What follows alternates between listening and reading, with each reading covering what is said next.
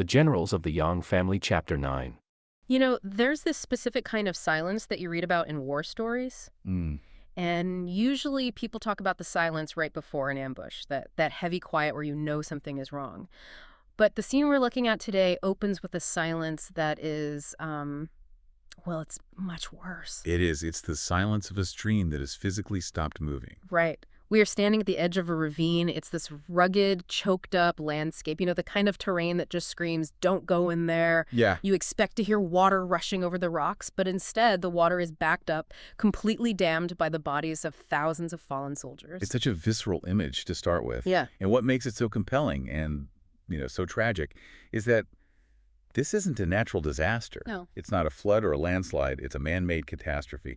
That dam of corpses is the direct physical receipt for one general's massive ego.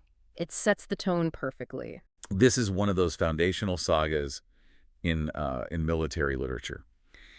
And the section we're covering really serves as a masterclass in failure. Oh, yeah. We're going to see a tactical implosion on the battlefield, followed immediately by a psychological implosion in the palace. It really does read like a study in desperation. Mm-hmm. We're tracking a massive shift in momentum, a crushing defeat happens, and we have to see how a terrified emperor handles it. Right.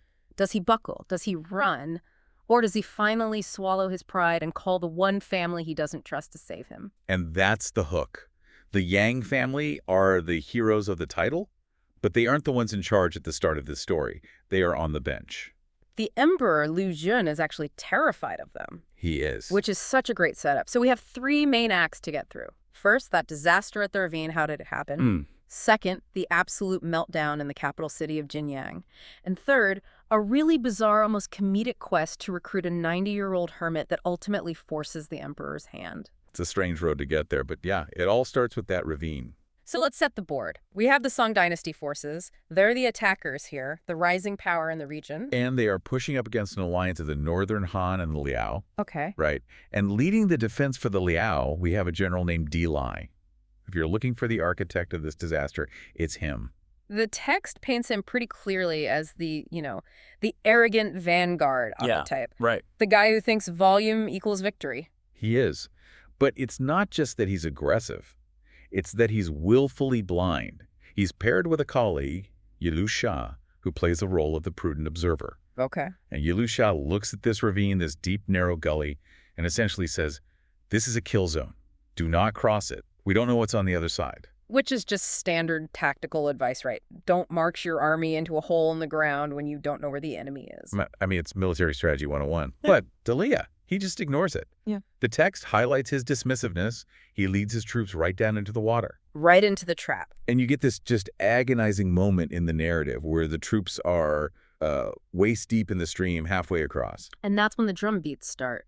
The song drums beat from the east. The source describes the shouting as shaking the earth. It's a classic envelopment. They waited until the army was at its most vulnerable. Literally wading through mud and water? Exactly. And then they sprung the trap. I love the psychological aspect of this ambush, too. The Song general Guo Jin, he doesn't just attack, he taunts them first. He does. He calls them dying bandits and asks if they are courting their own destruction. It's all designed to provoke panic.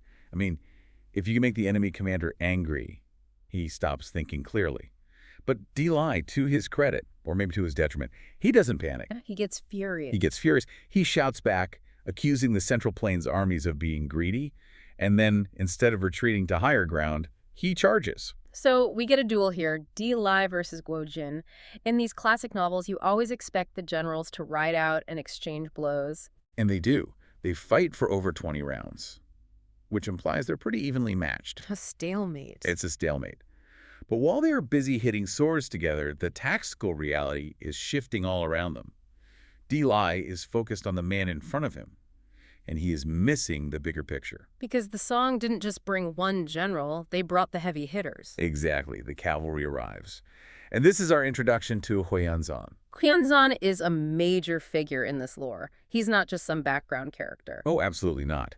The text gives him a really dynamic entrance.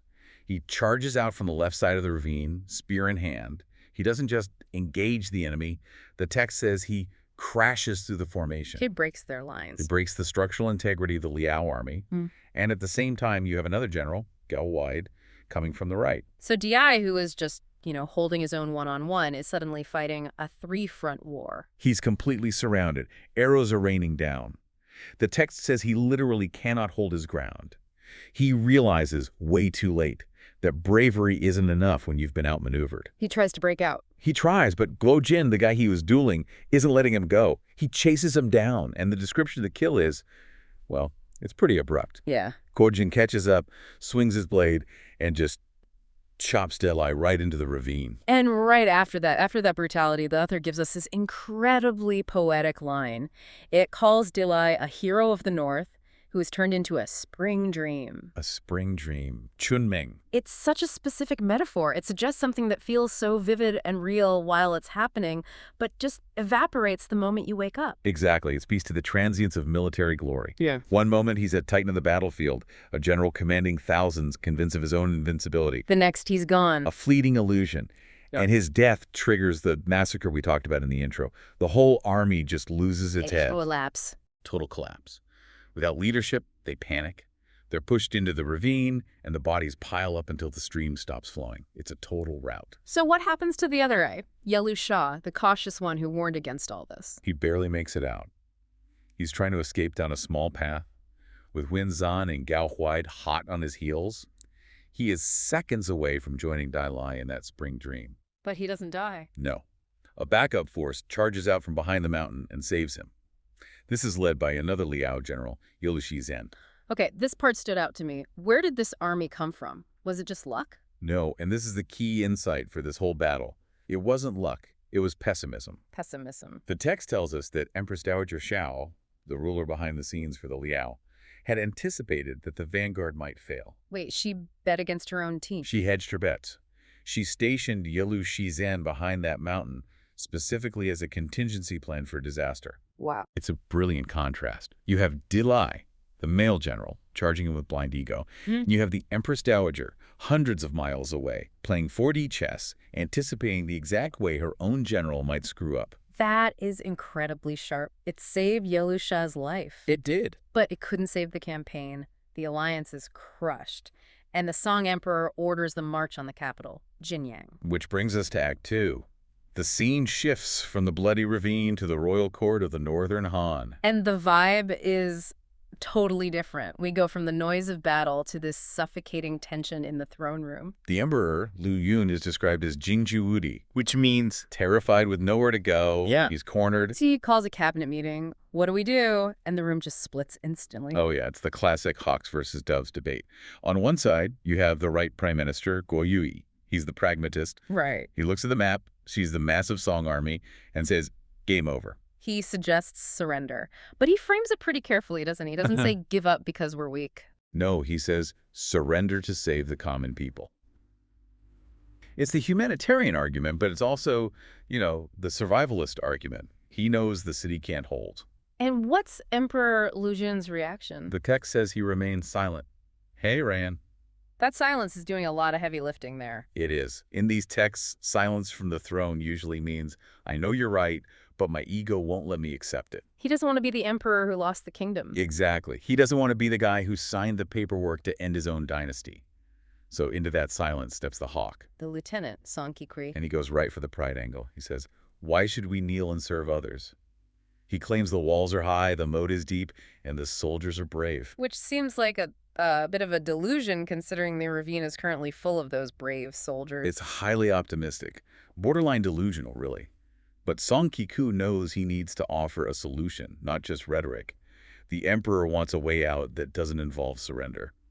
So he proposes a Hail Mary. He does. He says, there's a man who can save us. The hidden master trope. I love this. It's like finding Yoda in the swamp. Who is the mystery savior? His name is Ma Feng, and Song Kiku builds him up to be a demigod. He says Ma Feng uses an iron pipe gun. An iron pipe gun? That sounds industrial. Think of it as a heavy iron staff or spear. A real blunt force weapon for a powerhouse fighter. But the real selling point is his reputation. Okay. Song Kiku claims that during the Huangshao Rebellion, a massive historical upheaval, the rebels wouldn't even enter the prefecture where Ma Feng lived. No way. They detoured around it just out of fear of his name. That is incredible street cred. I'm so tough, armies change their GPS route to avoid me. Exactly. And to cap it off, he's mentioned as a rival to the legendary Wang Yanzhang. That's like saying he went toe-to-toe with Achilles. It implies he is a warrior of a bygone golden age. So where is this weapon of mass destruction hiding? He's retired. He's abandoned the martial world to become a Taoist recluse. He's living in a thatched hut on Mount Song. Of course he is. So the emperor is desperate. He buys the hype. He does. He sends a general, Xu Zongjin, to go climb the mountain and recruit him. Go get Ma Feng, bring him here to crush the Song army. And the visual scene here is great. Yu Zu reaches the hut. It's quiet.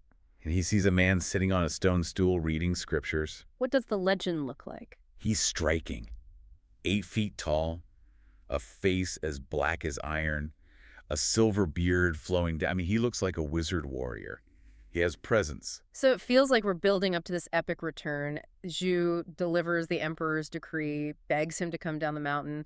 Ma Feng sets up the incense table. He goes through all the respectful rituals, and then He laughs. he laughs. He laughs in his face. He asks who was leading the Song army.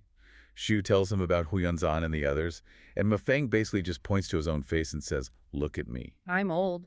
I am nearly 90 years old." 90. I mean, that's a fair point. I don't care how tough you were in the rebellion. 90 is 90. He says his bones are old. His hair is frosted like snow. He said, "I haven't picked up a bow or ridden a horse in years. I am not the man you think I am." There is something really funny, but also sad about this. The court is so desperate, they are fantasizing about a version of this guy from 40 years ago. They aren't dealing with reality, and Ma Feng forces them to. He pivots the conversation. He asks the question that changes the whole episode. What's that? He says, "Wait a minute. You have General Yang Yang Lingong stationed right there in Yingzhou. Why are you climbing a mountain to find a 90-year-old monk? Why aren't you asking him?" And that's the record scratch moment. Why isn't the emperor using the Yang family? They are the generals of the Yang family. It's the title of the book. Ma Feng just exposes the absurdity of it. Yeah. You have the greatest military assets in the generation sitting on the bench. So Xu Zongjin has to walk all the way back to the palace, empty-handed, and deliver the message. Ma Feng said no. And he wants to know why you're ignoring Yang Ye. And this forces the emperor to stop hiding behind his silence. He finally reveals why. It's about the Zezu alliance, right? Correct. This is the backstory. In the past, Yang Yi had been sent to deal with the Song. And instead of just fighting, he negotiated a peace. Okay. When he returned, he spoke highly of the Song Emperor's grace. Ah. So in Lijun's paranoid mind, negotiating peace looks a lot like collusion. Exactly. He thinks Yang Yu has been turned. He's terrified that if he gives Yang Yi an army, Yang Yi will just open the gates and hand the city over to the Song.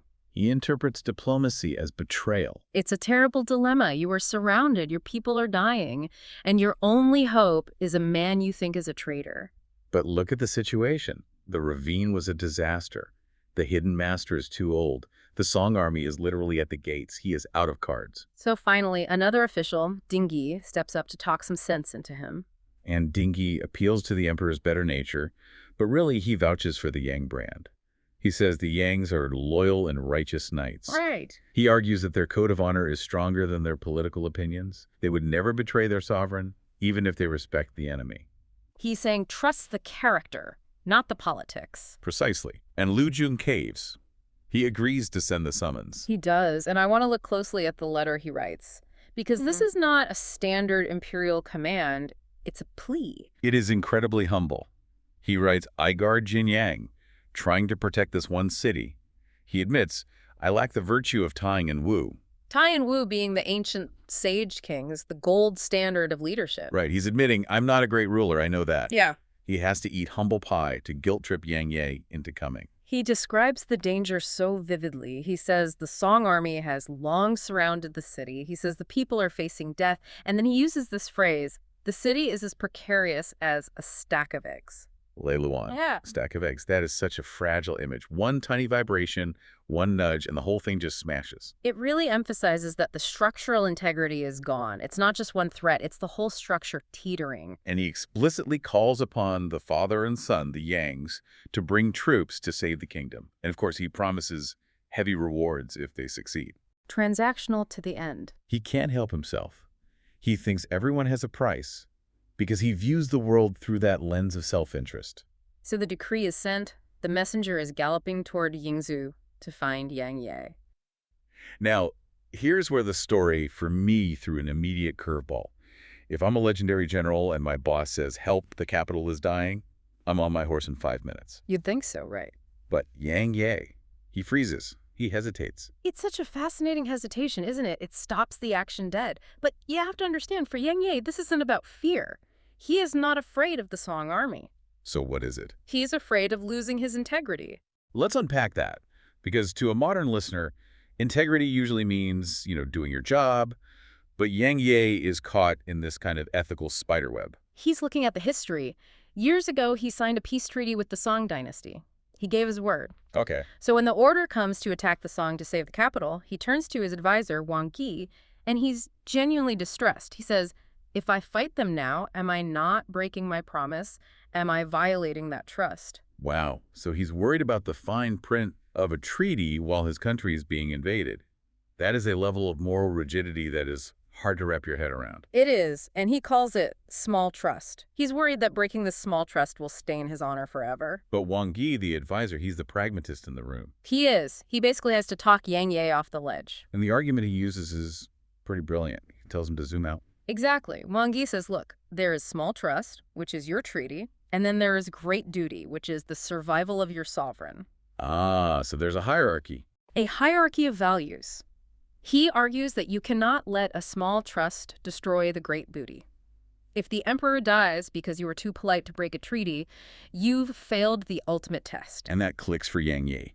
The hesitation just vanishes. Instantly. He appoints Wang Ge to guard the rear, and then he mobilizes. And this is where we see the sheer force projection. He doesn't just go up an army, he brings the family. 30,000 elite troops and his 6 sons. Taking your sons to war. That's a statement. It says, I am not leaving anything in reserve. It's total commitment. If he loses, the Yang line could end right there. It signals to all his men that he is all in. So Yang Ye marches south. Now let's flip the camera to the Song army. They have to know he's coming. Oh, they know. And the reaction in the Song War Room gives us this incredible generational split. Okay. You have the veterans, specifically a general named Gao Huai. He's old school. He fought back in the Zhao Xizong era. He knows Yang Ye personally on the battlefield. He's the guy saying, hey, maybe let's not poke the bear. Precisely. He warns the commander-in-chief, Pan Renmei. He says, Yang Ye is a tiger. He is the matchless general. You cannot attack him rashly. There's a tangible fear there. But then you've got the new guy, Huyan Zan. Ah, Yuan Zan. I love this character because he is every young, hotshot manager who thinks he knows better than the old-timers. He is pure youthful arrogance. He hears the veterans talking about how scary Yang Ye is, and he practically rolls his eyes. He basically says, I've heard the rumors, but words are wind. I want to see if these guys are actually tough. Let me at him. He asks for permission to take a vanguard force and test the Yang reputation. Pan Renmei says yes. So he gives him some troops. 8,000 cavalry. So Huyan Zan rides out to Wulong Slope where Yang Ye is camped. And this leads to the first skirmish. Uh-huh.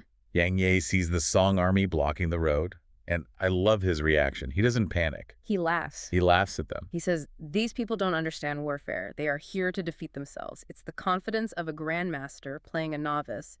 He asks his camp, who wants the first merit? And up steps the 5th son, Yang Yande. Yang Yande takes 5,000 troops and rides out. And before they fight, we get the trash talk phase. Which, in these stories, is almost as important as the actual fighting. It sets the psychological stage. Yande shouts, why don't you retreat? Do you want to die? Which is pretty direct. Very direct.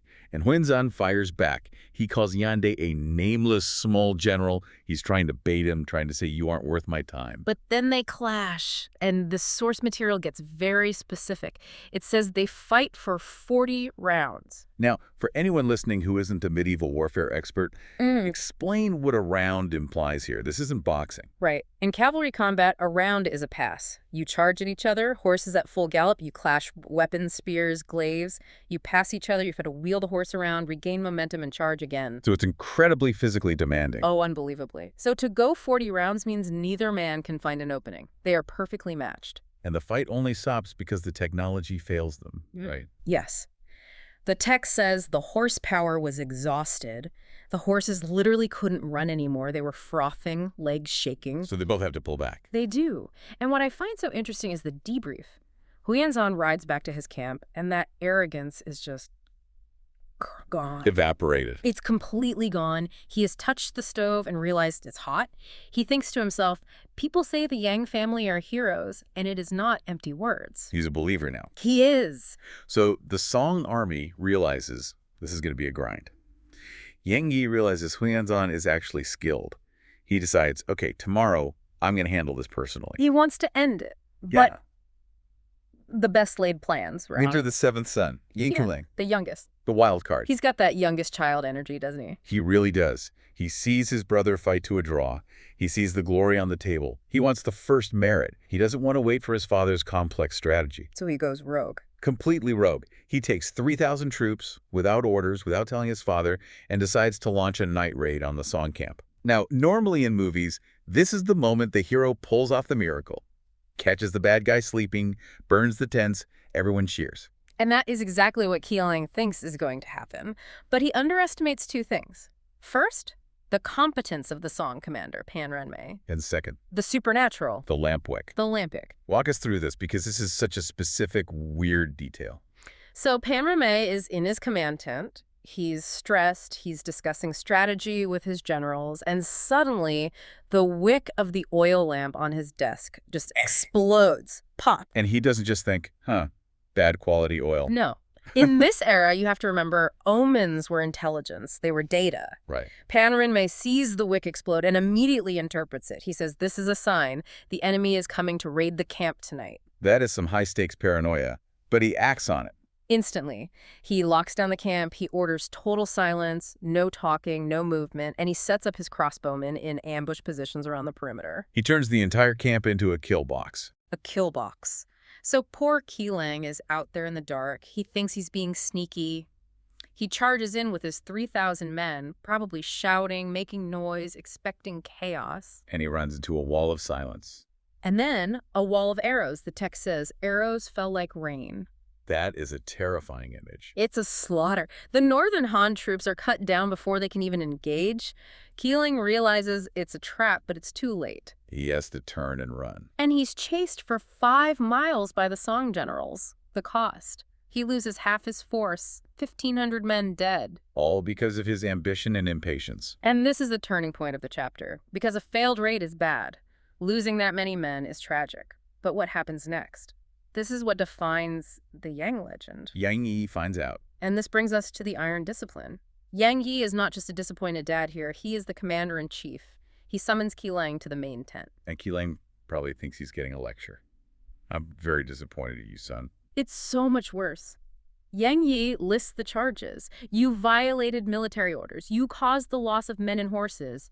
And then he delivers the sentence. What is it? Push him out and behead him. Whoa. Behead him. His own son. The seventh son. He orders the execution. He tells the military police to drag him out and kill him. I have to pause here. Is he bluffing? Is this performative? That's the scary part. He isn't bluffing. In Yang Yi's mind, the military law is absolute. If he lets his own son get away with losing 1,500 men due to disobedience, he loses the moral authority to command the other 28,000 troops. But surely someone steps in. You can't just let the general kill his kid. They do. An officer named Zhang Wenjin steps forward, and his argument is really interesting. He tries to plead on the basis of intent. Right, that he meant well defense. Exactly. Zhang argues that Keeling's motivation was patriotic. He wanted to kill the enemy. He wanted to save the country. He says his heart was in the right place, even if the result was a disaster. That seems reasonable to me. But Yang Yi doesn't buy it. Shuts it down cold. He delivers this line that just echoes through history. Father and son are close, but the law cannot be private. The law cannot be private. Wow, it means my personal feelings, my biology has no place in the code of martial justice. The law belongs to the army, not to the father. So he's actually going to do it. The executioners are ready. He is moments away from it, but then the dam breaks. All the other generals, the other brothers, everyone just drops to their knees. It becomes a collective intervention. They beg for mercy. And finally he relents. He relents. He realizes that executing him might actually break the army's morale in a different way. So he spares his life. But he doesn't just let him off. Oh no. He commutes the sentence to 40 lashes. And again, we aren't talking about a slap on the wrist. No. The source is graphic. They strip Kelang, they tie him up in front of the entire assembly, and they beat him with military batons until, as the text says, flesh and blood were dripping. And the soldiers are all watching this. The text says, everyone who saw it was trembling. Imagine being a regular foot soldier. You see the general's own son, his flesh torn open, screaming because he disobeyed an order. What does that tell you about your own safety if you step out of line? It tells you that the rules are real, that there is no safety net. It cements Yang Ye's authority instantly. It creates a terrifying cohesion. The army isn't just disciplined, it is locked in. So Kulang is dragged away to recover, the army hunkers down, and Yang Ye, being the seasoned pro he is, knows they can't fight immediately after this. Right. He orders a hold, he waits, he observes. For 10 days, it's just a staring contest across the battlefield. But eventually the stalemate have to break. The Song commander, Pan Ren-mei, gets intel that the Yang troops are sharpening weapons. He knows something is coming, so he decides to force the issue. He deploys his full army. And this sets up the grand entrance. Yang Ye rides out. And the visual description here, it's pure pageantry. It is iconic. Gold helmet, silver armor, a white horse, a crimson robe. He looks like a god of war. He's making himself a target and a banner at the same time. And he's flanked by his sons, Yanlang and Yanzhao. The source says they look majestic and martial. It is designed to intimidate. Before they fight, Pan Ren-mei tries to win with words. He rides out, challenges Yang Ye, asks him, "Why are you doing this? Why defend a rebellious state? Just surrender." And Yang Ye's response circles right back to that first scene, to the treaty. He accuses the Song of greed. Greed. He says, your master sits on the Central Plains. Isn't that enough? Why do you have to conquer every distant land? And then he drops the hammer. He says, the blood of our alliance is not yet cold, and yet you invade. The blood of our alliance is not yet cold. He's framing this whole war as a betrayal. He is reclaiming the moral high ground. And then he issues the threat. If you don't retreat, I will kill you so that not a single piece of armor returns. That is a mic drop. Pan Ren-mei is furious. He sends Huinanzan to attack. But Huinanzan doesn't get to fight Yang Ye. He gets intercepted by another son, Yang Yanlang. And if the first duel was long, this one is an ultramarathon. 70 rounds. 70 rounds. That's almost hard to visualize physically. It implies neither side can find even a single inch of advantage. The Yang family is holding the line against the best the Song Empire has to offer. It's a complete deadlock. Okay. And then the twist. The twist. Right in the middle of this epic fight, the gongs sound on the Song side. They retreat. It makes no sense. They aren't leasing. They have the numbers, the momentum. Why pull back? Because there is a VIP in the audience. Exactly. The Song Emperor, Taizong, was watching the whole battle from a distance. And what did he see? He saw the gold helmet, the white horse. He saw the sons fighting with that terrifying, perfect discipline. He saw an army that moved like a single organism. And instead of thinking, I need to destroy that, he thought, I need to own that. Ah. Precisely. The source says in his heart, he only wanted to recruit and pacify them. He realized that a dead Yang Yi is useless, but a live Yang Yi, that's the kind of general who can secure an empire for 100 years. It's a total shift in objective. It goes from a war of annihilation to a headhunting mission. He orders the retreat specifically to formulate a plan to win them over, rather than risk killing such valuable talent on the field. Which, in a way, is the ultimate compliment to Yang Yi's discipline. The enemy emperor respects you so much, he stops the war just to figure out how to hire you. It speaks to the value of human capital in this era.